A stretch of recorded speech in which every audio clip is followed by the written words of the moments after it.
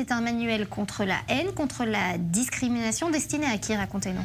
Alors c'est un outil pédagogique, donc c'est pas véritablement pour argumenter contre les antisémites, bien qu'on puisse utiliser toutes les données et les conseils pratiques pour le faire, mais c'est plus destiné à un public juif et non juif qui a une ouverture d'esprit suffisante pour vouloir mieux savoir, mieux comprendre, afin de mieux défendre le peuple juif et Israël face au racisme. Alors le public, le livre est très concis, très simple, et il cible un public donc aussi large, comme vous l'avez dit, que les décideurs. Alors les députés, c'est grâce à l'association France-Israël qui l'ont distribué, mais aussi le scolaire, et surtout, à mon avis, le scolaire universitaire, très important.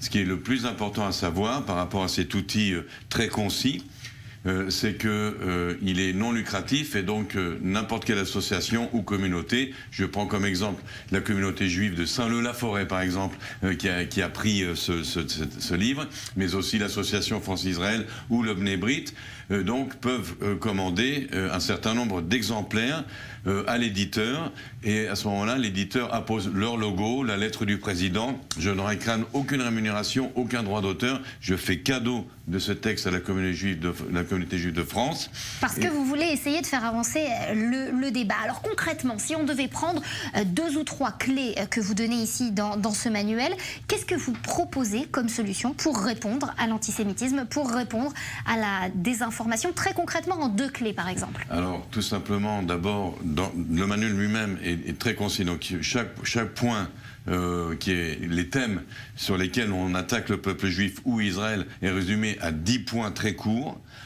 avec des lettres en gras pour que ça soit extrêmement efficace.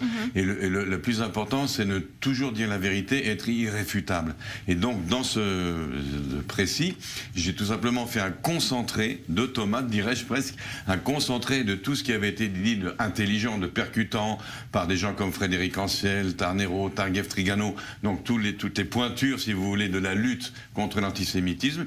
Et j'ai tout simplement tout concentré sur les thèmes principaux qui interpellent le public français en général et sur lesquels nous pouvons marquer des points en ayant juste quelques arguments très simples à dire. Et à la fin, je donne aussi des conseils pratiques à n'importe qui serait victime ou témoin d'un acte antisémite. Raphaël, je vais jouer un peu l'avocat du diable. Un manuel à l'heure de l'Internet, à l'heure du tout réseaux sociaux. Est-ce que vous pensez que ça peut pénétrer dans les ménages, pénétrer également ceux qui, vous le disiez, partent avec une ouverture d'esprit dès le départ, mais ceux aussi qui n'ont pas forcément envie de comprendre et de s'intéresser à ces questions? Alors justement, là j'ai utilisé mon expérience d'écrivain et mes tournées littéraires, et je peux vous assurer que dans ce genre d'action, un petit peu comme dans la littérature aujourd'hui, ce n'est pas l'Internet qui brime, c'est bien la version papier. Le livre est encore bien en place et il a un rôle beaucoup plus important. Les gens, lorsqu'ils ont ça en main, ils ont quelque chose de sérieux, de solide. C'est un livre, c'est pas du tout la même chose que de faire des clics. Vous reprenez dans cet ouvrage la phrase de Diderot. Vous dites, et Diderot l'avait dit avant, les préjugés sont dus à l'ignorance.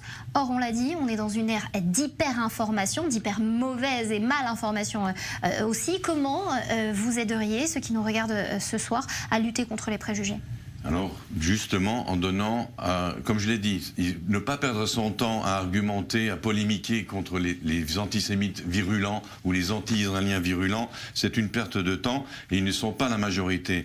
Ce que nous oublions sans cesse et qui est le plus important, c'est l'immense public qui n'a pas encore fait son opinion, qui sent qu'il lui manque des données pour juger et qui est prêt à nous écouter. Mais c'est notre devoir à nous de les informer avec quelques vérités très simples qu'il suffit de leur dire et qui leur permettront de voir plus clair et possiblement, car ces vérités-là sont vraiment de notre côté, d'être peut-être non pas pro-israéliens, mais beaucoup plus favorables à Israël qu'ils ne seraient s'ils n'écoutaient que nos ennemis. Et en tout cas, on sent l'homme engagé qui parle en vous. Merci beaucoup, Raphaël, d'avoir été avec nous ce soir.